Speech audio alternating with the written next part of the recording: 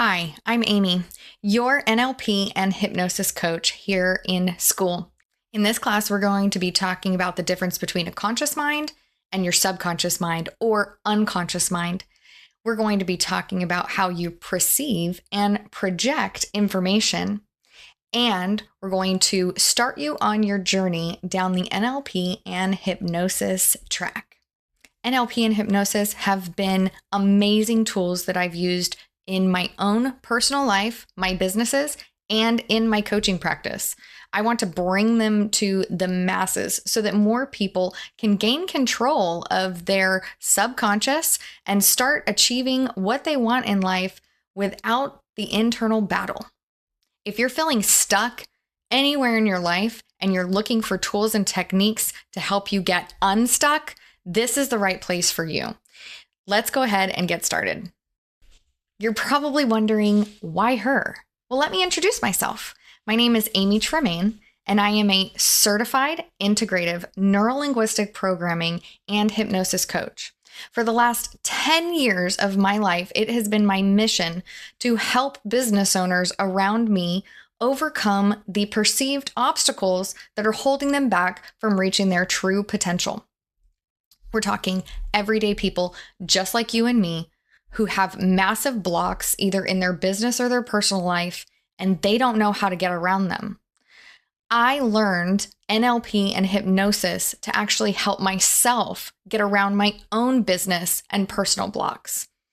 And I'm happy to say that I still use them to this day to help me expand and grow and to help people, business owners and professionals just like you, do the same. Now that I have over 10,000 hours of coaching experience, I want to bring my expertise to the masses. And I really want to empower people to stand up on their own, take responsibility for their outcomes and their life, and truly build a life that they love, a life that they wake up to and say, I'm so grateful to be awake today. I'm so grateful for what I get to do with the time that I have. Early on in my coaching business, I started coaching salespeople, and I would sit with them and give them an entire business plan, something that I knew was tried and true that would get them from where they are to making six figures in less than a year, maybe even less than 6 months if they followed it to a T. I would hand this business plan or help create business plans with my coaching partners over and over and over with hundreds of people.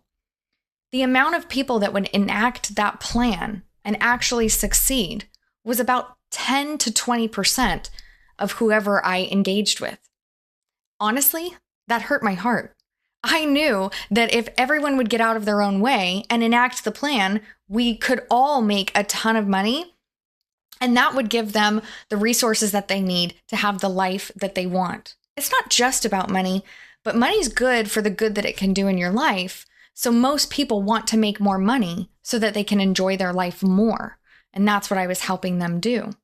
But not everybody was taking the bull by the horns, as they say. A lot of people were actually shying away from the opportunity, even when they had the talent, even when they had the expertise, the skills, the knowledge necessary. I was pulling my hair out. I'm like, am I a terrible coach? Am I not giving people enough? What do I need to do to break through to the people that I'm coaching? Because it's more important to me to make an impact in others' lives. So I started searching, and I actually talked with a mentor of mine and asked them, how did you become such a great coach? And how do you have such great breakthroughs with people? And they sent me to NLP and hypnosis classes. Once I started implementing the tools and the techniques that I learned going through NLP and hypnosis certification, it blew my mind how quickly we were able to get results. My clients were changing their lives faster than they ever had before, and I was helping facilitate that. And that's exactly what you want with coaching. You want to see results. You want happy clients. You want people that refer their friends and family to you because you're getting them the results. No results, no coaching business. But think about that in your own life. No results, you feel like a failure. No results, you feel like you're not doing enough. No results, you give up and start something else. That's why diets don't work. This is why habits are easy to break. This is why New Year's resolutions don't work, because there's something else at play here that a lot of people are not aware of. So let's get into it. I want to ask you a few questions. I'm going to use my notes, so don't mind me while I read. Do you know how many bits of information are coming at you at any given moment? Don't look it up. I looked it up. It's 6 times 10 to the power of 80. And each particle has 1.5 bits of information. That means that we are seeing billions of bits in our space right now. Just watching this video, you're experiencing lots of bits of information that are coming at you. And do you know how many bits of information you are able to process at any given time? That's a good guess. It's 11 million bits per second. Here's the thing though. How many bits of information can your conscious mind really perceive? It's around 126 bits. So let's think about that. We have billions of bits of information around us at any given moment.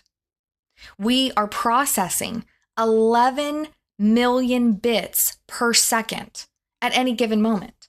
And yet, we can only consciously perceive about 126 at any given moment. This kind of changes your perspective a bit. We might not actually be perceiving the reality that is very well, because we're only getting 126 bits of information that we can perceive. That means that 2 people standing in a room staring at the same painting can perceive 2 very different meanings from that image. Now that we know that we can only focus on a finite amount of information at any given moment, what are we feeding ourselves? What information are we paying attention to? Is it a choice, the information that we pay attention to? I'm about to show you that it truly is a choice of what information you choose to allow in your 126 bits. Stick with me. So let's take a look at how we choose the bits that we're going to pay attention to or give our energy to. The face diagram on the screen tells us the story. Let's start on the right-hand side and work our way backwards. And then we're actually going to circle back around and end on the right-hand side, because this is a process that is continuously happening over and over and over and over again. I'll give you an example. Have you ever had a bad day where nothing can go right? Every time you attempt to do something, you stub your toe, you drop your phone, you spill the cup, you have to clean things up, and it's just piling on and piling on. Well, that might be because of this process. What you're actually doing is falling into a pattern.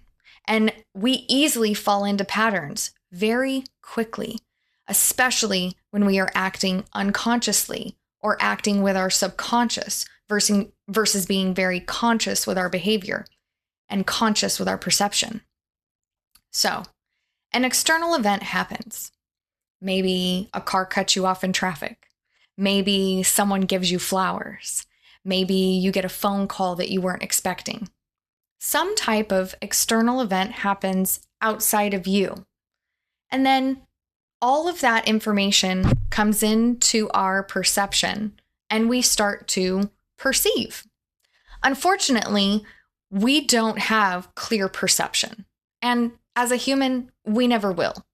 We can't actually process all 11 million or all billions of the information that's coming at us right now. We can only actually process 11 million bits And then we can actually only conceptualize about 126. So we will never be able to perceive the actual reality that is around us. We are going to have filters in place. These filters come from life experiences. They come from the time in which we are born, the time in which we are standing here today. It comes from your energy. It comes from the languages that you speak, the languages that people speak around you. Memories, metaprograms, which we talk about in the further classes that you'll get into later. Your values and your beliefs make up a huge filter in which you're going to perceive information and project that information. And of course, your attitudes. This information or this experience, an external event happens, and then you're going to do what we call filtering. And you filter this experience through all of those things I just listed. Our brains tend to delete, distort, and generalize. What does this mean? We delete information that we don't find valuable. We have to. Remember, you've got billions of information coming at you. You can only process the 11 million bits of information, so you can only perceive 126. We have to delete. We have to in order to be able to be in this reality as it is. So we delete information. You might experience this whenever you recall a past memory with someone that's really close to you. They'll bring up something that happened during that time, and you might not remember it at all. Or you might be the person that brings up a memory to someone that you were close with, and they don't remember it the same way at all. That's because they deleted that part while you held on to it. Once we deleted what we don't need, then we start to distort the things that bother us, the things that we perceive as a threat. We also distort things based off of, again, our memories, our feelings, our beliefs. So we start to distort our memories of things and how we perceive it all. And then finally, we generalize. We generalize because that's what our brains naturally do, is find patterns. And patterns are generalizations. It's the way that you can say, that looks like this. It's the way that you can say, this reminds me of that one time. That one time was very dangerous. Don't do that again. If we weren't able to generalize, then we would never learn. We need to be able to generalize so that we can remember that fire is hot and will burn us, that it's cold, you need a jacket. We have to do those things in order for us to survive in this world. So when you look at your filtering, it's not because it's a bad thing. It's actually keeping us safe. It's allowing us to look at the sun and look at the sky. It's allowing us to walk in the world and be sane, to be honest. Because do you really think that you could be as sane and as put together as you are right now if you were actually perceiving and realizing all 11 million bits? What about billions of bits of information? We don't have the processing capacity for that. So we have to filter. We have to delete, we have to distort, and we have to generalize. The issue with this arises when we delete, distort, and generalize in the negative. Have you ever met someone that's just a silver lining person? They're so positive, and it doesn't matter what happens to them, they're going to come out on top. Well, that's because they delete, distort, and generalize into the positive. Have you ever had someone that's a Debbie Downer? It doesn't matter what happens to them. It doesn't matter what good comes to them. There's always something for them to be angry at or mad at or upset about. That's because they delete, distort, and generalize into the negative. Can you see how this is already showing you that it's a choice in how we perceive information? So let's move back even further. Once we have deleted, distorted, and generalized all that we see through everything we have, like our language, our memories, our decisions, our meta programs, right? Beliefs, then we create an internal representation. That internal representation is a movie. It's a movie of what you just experienced, but it's a movie that you created. It is not reality. There's a saying that they say, there's always 3 sides to every story: his side, her side, and the truth. The truth is always there. It is the reality of things, but we may actually never be able to perceive the reality because we're constantly deleting, distorting, and generalizing. Our internal representations are the stories that we tell ourselves. And the story that you tell yourself is going to go down the diagram and create your state. You might experience this because you have a conversation with someone and they might have an energy about them, a look on their face. Something happened in that conversation where you said, I don't think they like me. And so you've created an internal representation in your mind that this person doesn't like you today. How does that change the way you feel? It changes your state first. It puts you into a negative state because, believe it or not, or admit it or not, human beings are social creatures and we're pack creatures. We care what other people think about us. Even if deep down you say, well, they don't like me, who cares? It still is having an effect on your state. Once you have a state change, it will actually change your physiology. Here's an example of this. Have you ever danced around a room? Just danced around and had such a great time and you're listening to music and you got your hands up in the air and you're having a good time and you're moving your body? How does that change you? How does that change your emotions? Can you change yourself from a bad state to a good state just by dancing around? That's a physiological change. Your state or your mental state that you're in will actually trigger physiological responses in you, aka a dopamine release, a cortisol release. Once your physiology has changed, that's when we circle back around and that determines your behavior. This is a really great visual because it shows you how everything's working inside of you. And at the end result is a physical response. Think about something that makes you angry. You have an external event, you filter it, you create the internal representation, and it puts you into an angered mental state. Think about your physiology. What kind of physiology does someone have or you have when you're angry? Does it make you hot? Does it make you shake? Does it make your throat tighten? Is it hard to speak? Do you want to flee, fight, or fawn? These are all physiological reactions to our mental state. Your mental state and your physiological reactions work together to create your behaviors. Your behaviors are determined by your internal representations, the mental state that you're in, and the physiology.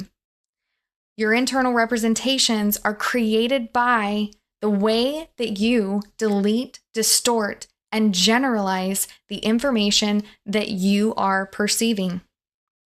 So, if you would like to change your behavior, one of the first things that you can do is change your physiology. You can work backwards this way, which I absolutely love knowing this because sometimes we're humans. We get in our own way. Sometimes I get in a bad mood and I don't always know how to get out of it. My brain gets into a loop and I start to perceive everything as attempting to put me in my continued bad mood. What do I need to do at that time? Well, you might hear from lots of people that going out for a walk, breathing exercises, jumping up and down, dancing to music, anything that changes your physiology can then change your emotional state or your mental state. So I start dancing around. All right, let's listen to some good music. Let's dance around. Let's have a good time. I can change my state from an anger state into a joyous state. That's going to reverse my body into a better physiological state. My shoulders will relax. My heartbeat will soften. My breath will start to even out. I will lose the heat that I'm gathering up by the anger. And this is really important for us to know, that we can work backwards. We can actually change our state physiologically. You can also change your state mentally. Meditation, listening to happy music, reading something positive, listening to positive messages. Those are all ways that you can change your mental state. Changing your internal representations takes some personal work. We really need to start looking at our filters. We need to look at where are we living and the time that we're in. How is that deleting, distorting, and generalizing the way that we see the world and the way that we perceive and eventually behave in that world? How is our mental health affecting us? How is the matter and energy around you affecting you?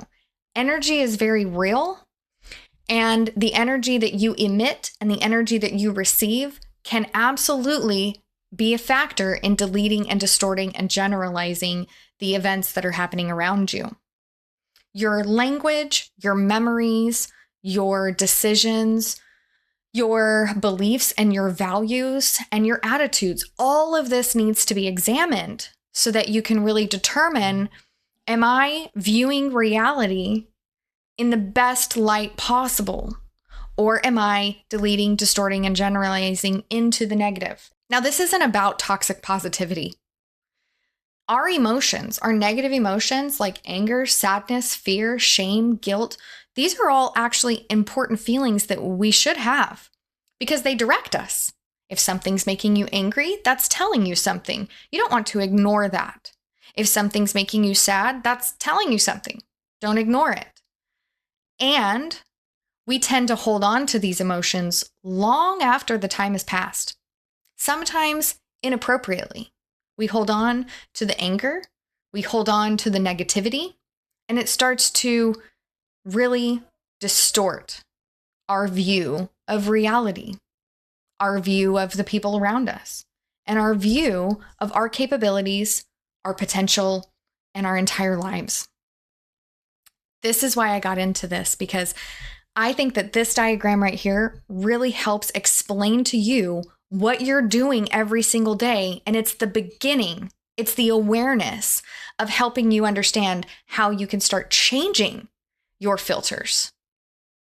So now that we know we need to change our filters, change our internal representations, learn how to change our state and learn how to change our physiology before we can change our behavior, how do we do it?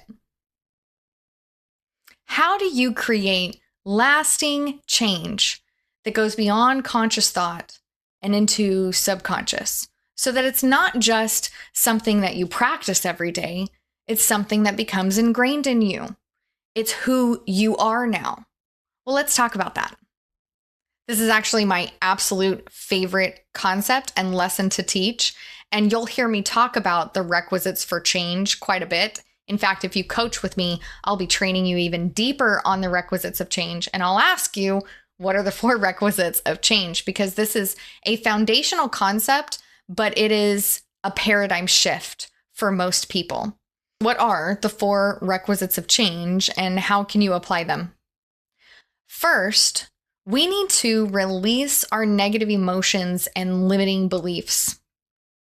Right off the bat, if you're attempting to make any change in your life and you don't actually believe that you can make that change, you're not going to. It all starts with our mindset. In fact, you've probably heard this in any business training, any career coaching, any classes that I've taken.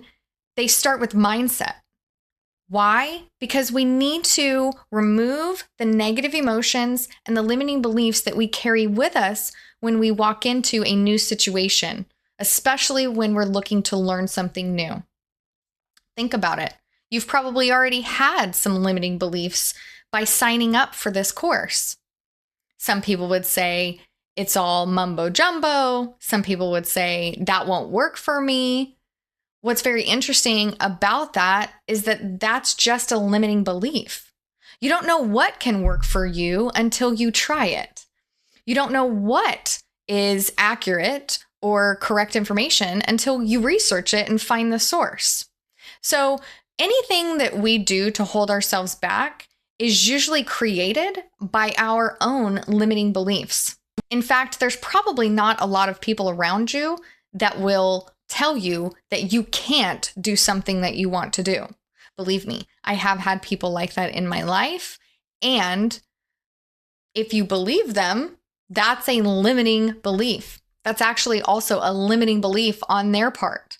They believe that you can't do it because they've never done it. How silly is that? So how do we release negative emotions and limiting beliefs? Well, that's where NLP and hypnosis techniques come in.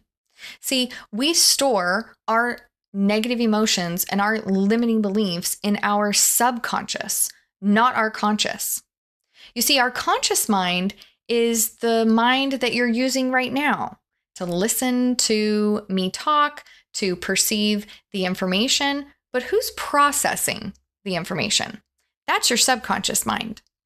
Your subconscious mind is running the show in the background, and it's actually where we store a lot of our emotions and memories and beliefs. In order for you to change consciously, we need to deprogram you subconsciously and reprogram you subconsciously. There's plenty of ways to do this, and these techniques have been used for decades now by psychologists and coaches all around the world. Once you've learned the NLP and hypnosis techniques that you need in order to release your negative emotions and release or change your limiting beliefs, then you need to create a compelling future, aka you need to have some goals in place. See, when we release our negative emotions or we remove a limiting belief, we leave a space in our subconscious mind where it was once held. And there's a law of the universe that if there is a space, the universe will fill it. We don't want to release negative emotions, release limiting beliefs, and then have all of that pile right back in because of the way that we filter, distort, generalize, or because of our environment. So the first way for us to work towards lasting change is to create a compelling future to fill those spaces. We want to fill it with things we want to do, things we want to say, things we want to believe. So really, it's all about emptying you out and then filling you back up with the things, beliefs, and concepts and perceptions that you want to have moving forward. Now, the first two steps, releasing negative emotions and limiting beliefs, as well as creating a compelling future and goals, is something that you can do with a coach. Coaching, as well as NLP and hypnosis, are a do with process. No one can do this for you. The actual change happens in the last two items, which you have to take on all by yourself. You can have a coach or a mentor or someone close to you that you check in with for accountability or support. But at the end of the day, it's going to be really on your shoulders to make those changes, because remember, these are not changes that we're making externally in our lives. This is all internal work. This is all inside. It's in our subconscious mind. So it's not like we can run out and buy something to change the way that we delete, distort, and generalize. We actually have to do the work every moment of every day. What does that work truly look like? Well, it's taking purposeful action and enforcing boundaries. Sometimes we are in a negative environment and the actions that we take are threatening to those around us, because a lot of people around us are very comfortable and they're comfortable with you and who you are in their life at that moment. They delete, distort, and generalize just like you. They've created an internal representation of who you are to them. And when you start to change that, it can be threatening to their identity. It can be threatening to their reality. So when you start to take these purposeful actions towards your goals, because you're doing the work, you can actually be met with a lot of resistance. This is where enforcing our boundaries comes in. Enforcing your boundaries does not have to be loud. It doesn't have to be like you build a brick wall and cut people out of your life. Enforcing boundaries can be kind, loving. It can be supportive of them.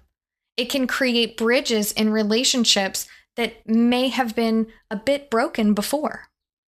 So the point is, you take your purposeful action and you learn that that action is so important to your changes that you enforce the boundaries with others that are standing in your way.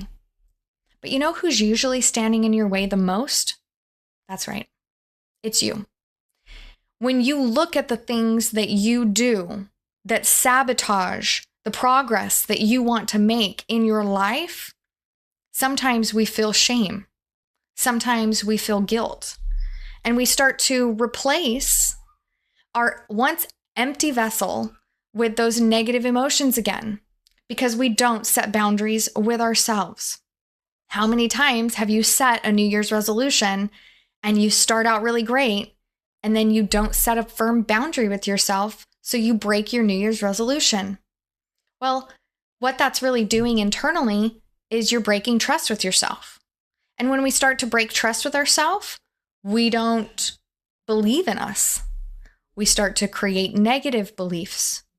We start to feel that we lack integrity internally.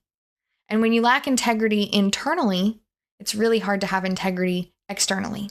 Sometimes we're enforcing boundaries with other people, but for the most part, we're actually enforcing boundaries with ourselves. I'll give you a real life example. I want to go on an hour walk every day. I know that sounds like a lot to some people, but I'm getting older and I think that this is something that's really important.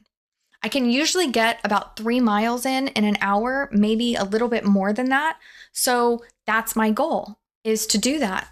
But some days I don't really feel like it. I'm not in the mood. I have other things happening. Maybe I just walked the other day, so I feel like I can take a day off. Well, is that really getting me closer towards my goal of a longer life? How many times can I break that promise to myself before it changes who I am and I'm no longer someone who walks for an hour every day? And then how am I going to feel 20 years from now when I stopped walking and I have health problems? We tend to look for excuses to get out of things that make us uncomfortable. We sabotage ourselves far more than others around us sabotage our progress. And so I walk every day for an hour. And when I break that promise to myself, I am kind and loving, but firm. That if I want to have the life that I say I do, then I need to stick to the program that I've put in place for myself. Finally, the last step is focusing on the positive and focusing on what you want. This actually makes it really easy for you to take purposeful action and enforce boundaries. When we start to focus on the negative, like I walk every day, my legs are tired, or it takes a lot of time, or I'd rather sit on the couch and watch TV. Well, that's not really focusing on the positives. That's focusing on what I don't want. I need to focus on what I do want, which is a healthy body, a longer lifespan. I want to be in a healthy and happy mood more often. I want to look good in my clothing. All of those things are the positives that I'm searching for.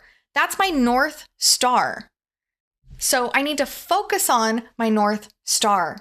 I need to focus on what I do want, what I want that's good for me, what I want that is part of my compelling future, that is part of my goals, not what I want right now because my inner subconscious is taking over and pushing me into old habits. What I really like about this being laid out in the way that it's laid out is that you can actually work backwards as well. Let's think about it. Have you ever known someone that just has great habits and they do what they're supposed to do and they've got money in the bank and a great business and they look good and they're healthy and everything's going right? Do you think that they're holding on to negative emotions and limiting beliefs? Do you think that they have goals? Do you think that they take purposeful action and enforce boundaries? And then do you think that they're focusing on the positive and on what they want? They are. They're doing that all the time, and that's why they have those things they have. So let's work backwards. Let's think about this. What if you were to focus on the positive all the time? What if you were to always focus on what you want? Wouldn't that make it easier for you to take purposeful action? And when you're focused on the positive and you're focused on what you want and you're taking that personal action or purposeful action, doesn't it get easier to enforce boundaries? It's almost impossible not to enforce boundaries. And then when you're able to enforce boundaries, you're going to have your compelling future. You're going to reach your goals. And you're not going to have the negative emotions and the limiting beliefs that so many of us are plagued with. You see, there are people in the world that work these requisites for change from the bottom up naturally. And in NLP and hypnosis coaching, what we're attempting to do is flip the script for you. If you naturally hold on to negative emotions and have limiting beliefs, which is the majority of people, 99% of people have negative emotions that they're holding on to and limiting beliefs that they're holding on to that are really plaguing their life and hurting them. It might not be directly hurting them, but it's hurting them in other ways. So if 99% of people have this, and there's about 1% of people that are really working this system naturally from the bottom up, well, then that means that we can study what those people do and we can pay attention to how they operate. And then we ourselves can change what we do in order to operate more like them. Over time, from me using these techniques, I have learned to flip my script. I went from being a very negative person, very low self-esteem, very negative beliefs about myself and others, to becoming a positive person with positive beliefs, looking for the good in others and the good in me, and actually doing what I say I'm going to do, even when no one is looking. This has given me the self-esteem and the mental state to be in a place to know that I can do anything I want to do.